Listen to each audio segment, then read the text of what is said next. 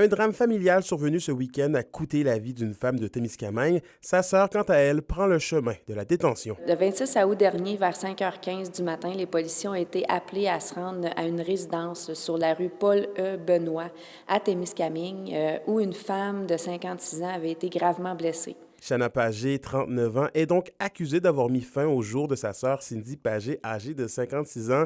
Chana Pagé a été immédiatement arrêtée sur place. Elle a été rencontrée par les enquêteurs. Elle a comparu par visioconférence en lien avec une accusation de meurtre au deuxième degré. Une situation qui fait grand bruit dans la petite communauté d'environ 2400 habitants. Contacté en journée, Pierre Gingras, le maire de la municipalité, nous dit être ébranlé, mais à l'écoute de ses citoyens dans cette situation difficile. C'est sûr que c'est un choc, parce que c'est pas quelque chose qui arrive habituellement dans notre petite communauté. J'en profite pour offrir toutes nos sympathies, en tout cas, à la famille. Puis suite à l'enquête, maintenant, on va avoir plus de détails pour commenter la situation.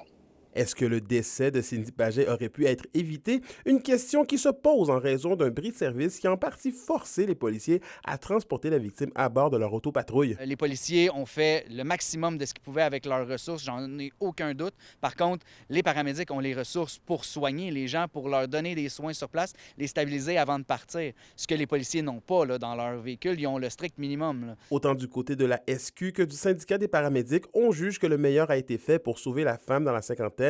On énonce toutefois les raisons du bris de service. Non seulement il y a des bris de service parce qu'il y a des heures de repos qui doivent être pris, mais à cause des heures de faction qui sont inattractifs pour la population, bien, ce qui arrive, c'est qu'il n'y a pas de personnel non plus pour combler les quarts de travail qui surviennent à ce moment-là, ce qui fait qu'il y a des bris de service, comme il survient à Témiscamingue, encore une fois. Chana Pagé sera de retour au palais de justice de Ville-Marie le 11 septembre prochain.